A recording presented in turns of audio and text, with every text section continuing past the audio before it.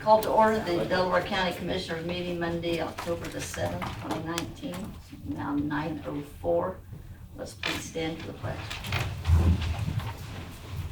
Allegiance to the flag of the United States of America and to the republic for which it stands, one nation, under God, indivisible, with liberty and justice for all.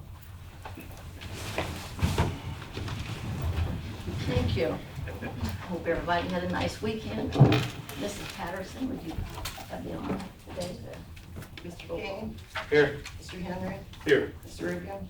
Present. Mr. Rett? Here. Thank you. And do we want to leave that convention and tourism on the table since Mr. Brooks is not here, or do you want to tackle it today? Let it go. Don't matter, man. I don't care. Let's let it go another two. Up to you. Okay. Leave it to. Approval of minutes, please. So moved. Second. Roll call, please. Mr. Henry? Yes. Mr. King? Yes. Mr. Reagan? Yes, thank you. Under contracts and agreements, we have Emily, Mrs. Anderson from Courts Administrator. Hi, Emily Anderson, Court Administrator. This is the grant that was also approved last year to supplement our court reporter out at juvenile court. Half of her salary is paid out of this grant because she's also the program coordinator for Family Recovery Court. So this is the same exact grant, it's just extending it for another year. We went ahead and had it signed and approved, and I think we got that approved because it had to be signed within 10 days. So this is just kind of you guys giving that approval because it had to happen so fast. So this is just a authorization and done through the meeting, so it's official. I make a motion to approve the 2019 CRP grant. Second. Roll call, please. Mr. King? Yes. Mr. Henry? Yes. Mr. Reagan? Yes, thank you very much. Thank you. Okay, we have the Humana Group. It's my understanding this is essentially just an agreement to extend the existing coverage for retiree benefits, if that's correct. It's just a formality. The group's getting smaller and smaller, obviously, as we have fewer and fewer retirees that are covered. So it's just a matter of getting a signature from Sherry to extend the coverage. So we're not adding any more people? We're not adding any more 16. people, and it's only in name only. So That is is on there. Okay. Yes, it does not cost the county a penny. Right, okay. Motion to approve. Second. Roll call. Mr. Henry? Yes. Mr. King? Yes. Mr. Reagan? Yes. Thank you. Okay, and Mr. Rogers, for emergency management grant. Does he want to discuss anything with us?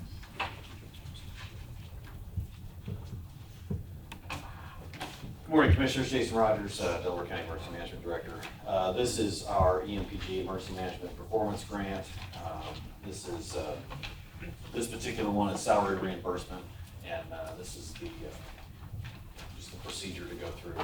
Ask for permission to request that grant continue with the state. This is something we do yearly. Motion to approve. Second. Roll call, please. Mr. King? Excuse me, Mr. King? Yes. Mr. Henry? Yes. Mr. Reagan? Yes. Thank you, Jason. Thank you. Okay. 2 agreements for consulting services. These are agreements for 2 separate consultants to work in the auditor's office. One is for a consultant for tax sale purposes, basically to help the county get through the tax sale process, which, as I think you guys know, has been fun recently. So it's some much needed help. And then the other is for accounting procedure changes. The county has always done reporting on basically a cash basis. So when the money is received, they report it as income, and when anyway, so they have to change to some GAAP procedures instead in order to issue new bonds in the future going forward. So I'm not saying we're issuing new bonds anytime soon, but if we want to, it's a requirement. And so this consultant will come in and assist the auditor's office with transition. So they're both pretty important jobs that they need some help with. I believe the auditor is the one that's requesting this, and so Correct. he's paying it, so. That is correct too. Make a motion to approve. Second. Roll call, please. Mr. Henry, Yes. Mr. King, Yes. Ms. Reagan. Yes. Okay. Now, looking ahead to 2020, our holiday schedule looks pretty much the same. Is that correct, Judy? Yep. Not adding or taking away, motion to approve. I'll make a motion we approve. Second. Roll call, please. Mr. King, Yes. Mr. Henry, Yes. Ms. Reagan. Yes. Okay, thank you. Ordinance for first reading, ordinance 2019-023. For CASA. Hello. This is for our new VOCA grant that I had spoke to you back in June that I was hoping that I would get. So we did find out around mid September that we will be receiving it. I had requested a larger amount. They give me a smaller amount, but it's still was close to $100,000 that I'm going to be getting. So this is just for reimbursement for salaries for staff. So I have some part-time staff that will now be able to be full-time. I'll make a motion to introduce ordinance 2019-023. Second. Roll call, please. Oh, wait, I would like to also request to suspend the rules as well. Thank you. Thank you. Mr. Henry, Yes. Mr. King, Yes. Ms. Reagan. Yes. I'll make a motion to suspend the rules. Second. Roll call. Oh.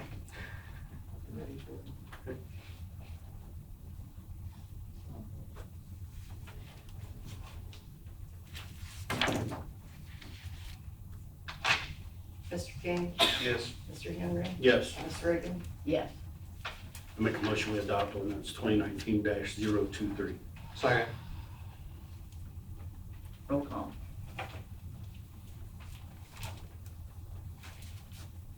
Mr. Henry, Yes. Mr. King, Yes. Ms. Reagan. Yes. Thank you. Thank you so much. Thank you, Donna, also for keeping up with us there. Okay, resolution for approval, 2019-35, sale county properties. So, as you guys know, the county did things a little differently this year with the remaining properties that didn't sell in the fall of 2018 tax sale. The county actually acquired deeds to all these properties. I think it was 400 and something, 490 maybe on the list initially, and I think we got deeds for 370 something roughly. Of those, about 140 some, does that sound right, didn't sell when they were initially offered first two times. And someone has then offered to buy all of them in a package deal. So at your last meeting, you adopted a resolution that approved the sale to that person pending any new bids coming in excess of his bids. We had a handful, maybe 7 or 8. So this resolution essentially just takes the final step to approve all of those highest bids on all the remaining properties. But it also takes some of those properties just completely out because they're really, the bidder wanted to buy the properties to redevelop the property, put them back on the tax rolls, but some of them, there's, I think, a couple that are 20-foot by 20-foot blocks in the middle of a field somewhere, which how those even got, how those were even offered for sale in the first place is bizarre. So those have been taken out because they're really not gonna do any good to anybody. So the county will keep those and ultimately attempt to get those back to adjacent parcel owners, because that's what makes the most sense, to essentially get rid of the parcel ID.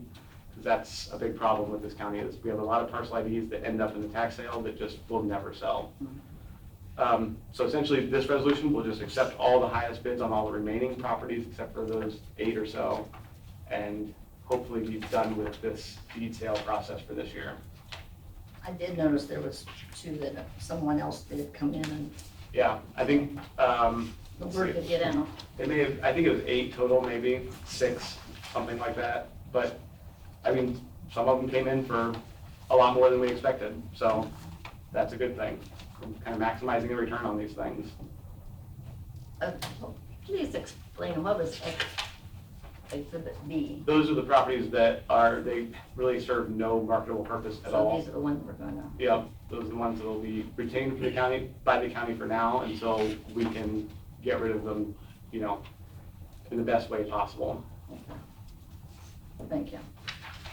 Jenny, you'll need a copy of those too for mowing purposes. Yep. I'll make a motion to approve resolution 2019-035. Second. Roll call, please. Mr. King, Yes. Mr. Henry, Yes. Ms. Reagan. Yes. Okay, thank you.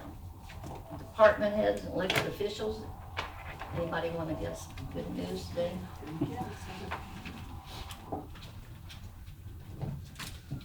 Good morning. Marta Moody, Executive Director for the Plan Commission, and I just wanted to bring our new building commissioner up to introduce them to you and let you see a face. And this is Tom Fouch, and he comes to us with, I think I did the math, I think 40 years ago he started working for his father in Fouch Construction. Right out of high school. No, he wasn't even in high school.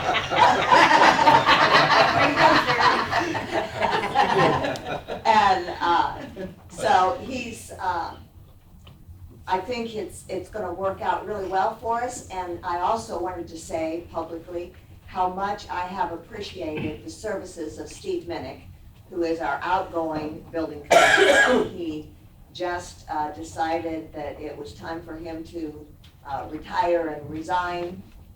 And I think that Tom will be the beneficiary of all of the work that Steve has been able to do with that office. And Steve has also hung around to help train and show all the ins and outs to Tom so that he'll be able to start out in a lot faster fashion than what Steve had to take on. So, anyway, I don't think you want to say anything. I like to say welcome to Tom. Good right now. Now we know who to call, but Marta, are we gonna try to do something about cleaning up some of the properties that we get calls on the weeds, Sherry, that all depends upon the cooperation with other departments. and what? It's not us No, alone. but like Board of Health, we can call them if it's And the sheriff's in the office sheriff's office. Oh, yeah. for junk cars. Junk cars. But we need to have a sit down and talk about these things because it's not, yeah, I've got a new person, but he's got Right. things that need to be done that Right. don't include Right, he has more important work things, but- from all these other issues. And also, one thing you might think about is maybe some changes to your ordinances that deal with nuisance issues like that. Yeah, and even if the commissioners need to put some money in our budget, we can go out and cut it. Yes. So, Yes, we want to keep this place looking nice, yeah, but welcome to the right. courthouse. And that is, I'm glad you said that because that is the other issue. It's like if you're dealing with junk cars, there's no money to tow them. Right, So it's like, what, you tell somebody move it or, well, or what? right. I So, mean, the sheriff, he'll get tired of paying it. so anyway, we'll, yes, and do not immediately start inundating him. No, never. And When do you we'll- leave? Yeah, we will carry on, Thank so, you. Steve has done a real good job, and yes. I thank him for that. Welcome aboard, Tom. Thank you. Okay, anybody else? All right, if nobody else has anything, I'll go ahead and ask. I have a deed for Sherry to sign upon you guys giving her authorization to do so. It's from the county to Bridges Community Service. Back in 1995, let me make sure this is correct, the county deeded this property to the commissioner, or to Bridges Community Services, and the deed never got recorded. So right now if you look on Beacon, Bridges shows as the record owner, but in the recorder's office, they don't. So all I'm asking is for you guys to authorize Sherry to sign a new deed so that it can be properly recorded, so that it's showing the proper owner in both the auditor's office and the recorder's office. So moved. Second. Roll call. Mr. King, Yes. Mr. Henry, Yes. Ms. Reagan. Yes. Okay, thank you. Jason, could you come up to the podium?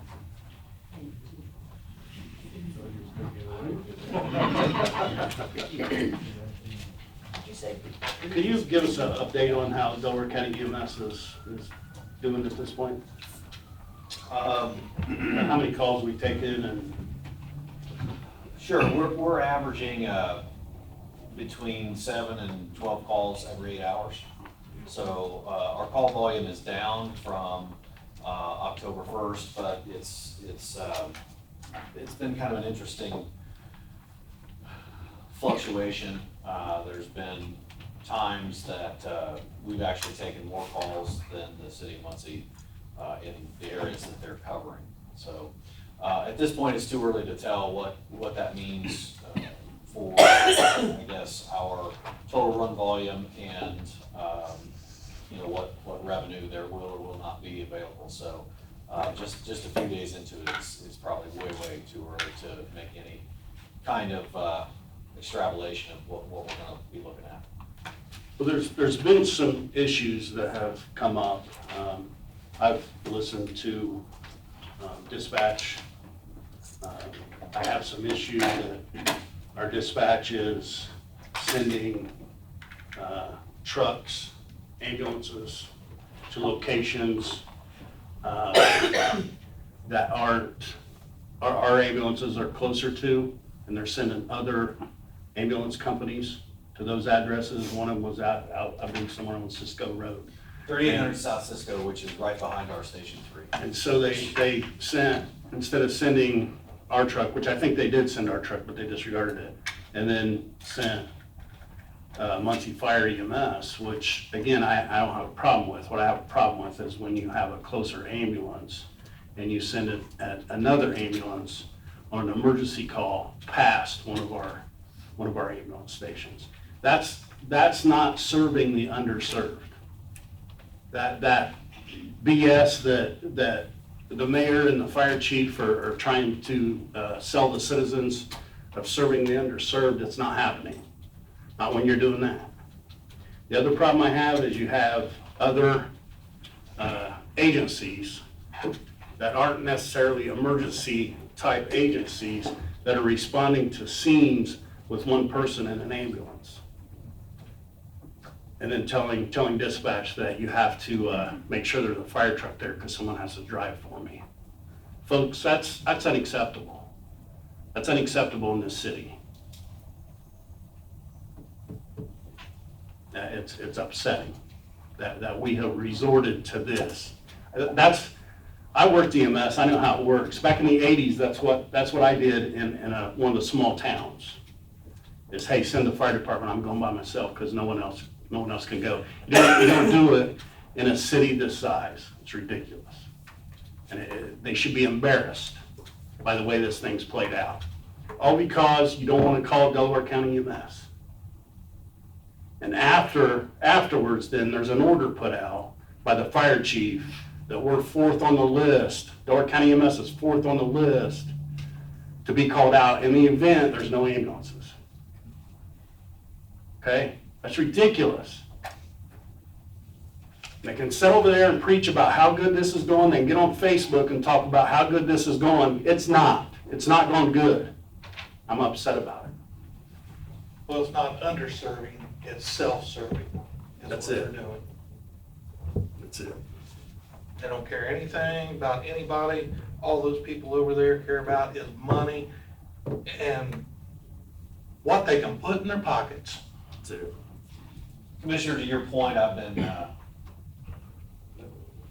as you had asked me to monitor that situation, and for anybody that has questions about that, I've asked for those particular run calls to be sent to me electronically, so anybody that wants to see what Commissioner Henry's talking about, it's all black and white. The audio is right in our dispatch center, and the run cards from dispatch are available. So This is factual information. I'm listening to the radio and I have copies of the calls. It's public record. This is factual information. Anybody that wants to hear, if anybody that wants to hear how an ambulance call goes, all they have to do is request that information from dispatch. It is public record. I stopped in and it's been kind of hairy, but they're muddling through it and it's sad, it really is. We thank Jason for his leadership. Thank you, Jackie. Yeah, one thing. At the beginning of the year, I was placed on the DAC board.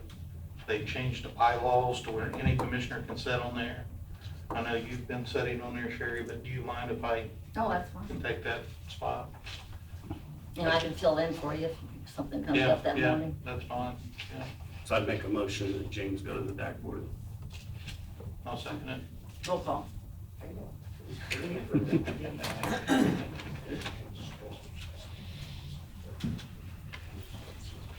Mr. Henry, Yes. Mr. King, Yes. Ms. Reagan, Yes.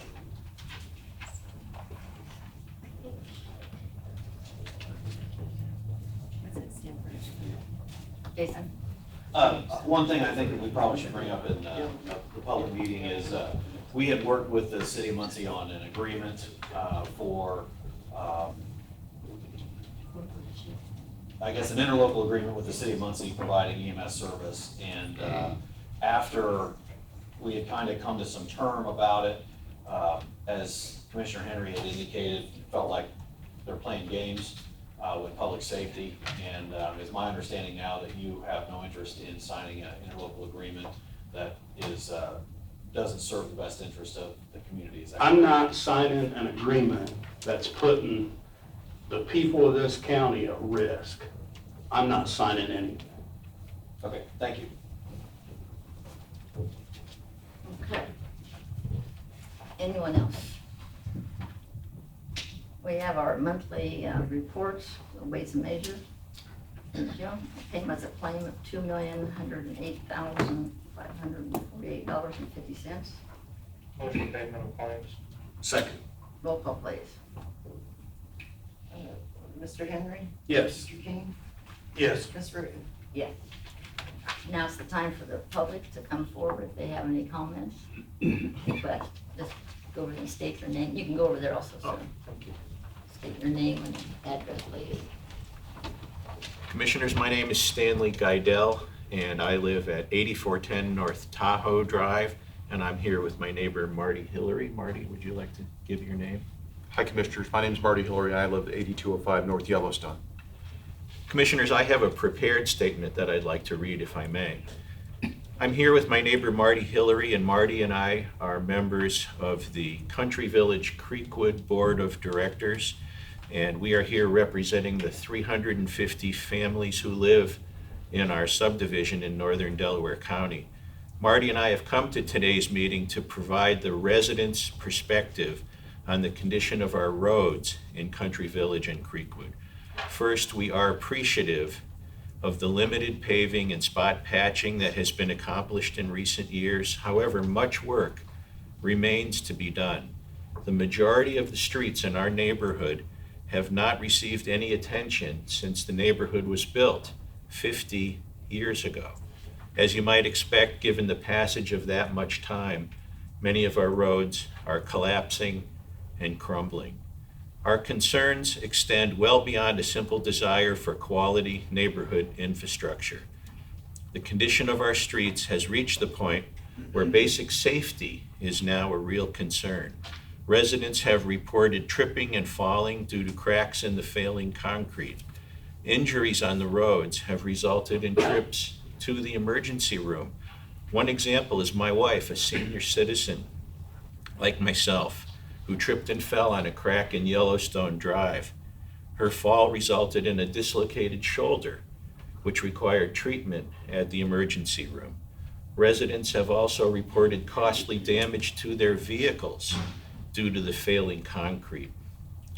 We've prepared a handout, and if we may, we'd like to leave it for you, that illustrates the condition of our streets. And we respectfully offer that for your review, along with an invitation if you'd care to come to our neighborhood and drive the streets for yourself to see what they are like at this time. We do understand funds are limited and there are many competing needs. But again, most of the streets in our neighborhood have not received attention since they were built 50 years ago. So politely and respectfully, we ask, when is it our turn to have our streets paved? In addition to vehicle traffic, adults and seniors walk our streets for exercise. Children ride their bikes and scooters. They play on rollerblades. Given that injuries are occurring and vehicles are being damaged, we ask that you please consider creating a plan that will address the condition of our roads. Thank you very much for your time. Thank you for considering this matter, and if we may, we have a handout that we'd like to leave for each of you. Thank you. Thank you, gentlemen. We do appreciate when the public comes up, and we do have to be just honest with you that James and I have only been here 6.5 years. And when I found out that we had 33 neighborhoods to cover, I was kind of overwhelmed. But I have been out to Country Village, and we have done some paving, and I agree you have more need. But we do need a plan because of limited funds, of course. But we also want to make sure that the drainage is good. So Ms. Moyer has been sending a coolie, I believe. So Angie, would you like to address what we've been finding out around because we are using some stormwater monies that we've never used before. We've done quite a bit in Country Village, replacing, repairing tiles, catch basins, unclogging, and just meeting with the previous president of the neighborhood association, discussing leaf and grass clipping control, because some people were just pouring it right on top of the drains, which was plugging the drains so water could not flow as easily as it should. Keep in mind, during a heavy weather event, that is a very large area that drains into the creek behind Country Village, which all the tiles run from your subdivision to the creek. And if that creek is higher than the outlets, until that creek lowers, you will not see any improvement in your neighborhood. But we've done a lot of cleaning and repairs. I think it's made quite a bit of difference. We've also done cleaned all the tiles at Creekwood Estates this summer, so you just see a big difference in Creekwood. But the street stats of Bob Jesse question, and I'll get that to him. Yeah, I appreciate what you're saying. The first president, Mike Jacobs, he and the former surveyor, they walked your creek that goes clear over to Wheeling Pike, and they found 7 beaver dams. So you can imagine how slow the water was running through all those beaver dams. So the surveyor did remove them. So we might have the other surveyor, the new surveyor, do some drone work. You don't have to walk nowadays, you can do that drone. But we'll try to get down to some of these issues, but we can't guarantee what we can do today. But we'll get with Mr. Jesse, and maybe next year we can, because I had turned in Tahoe, and I don't think it got done this year, but I had turned it in, my request. But thanks for coming, and thanks for the detailed paper. So, anybody else? Entertain a motion to recess.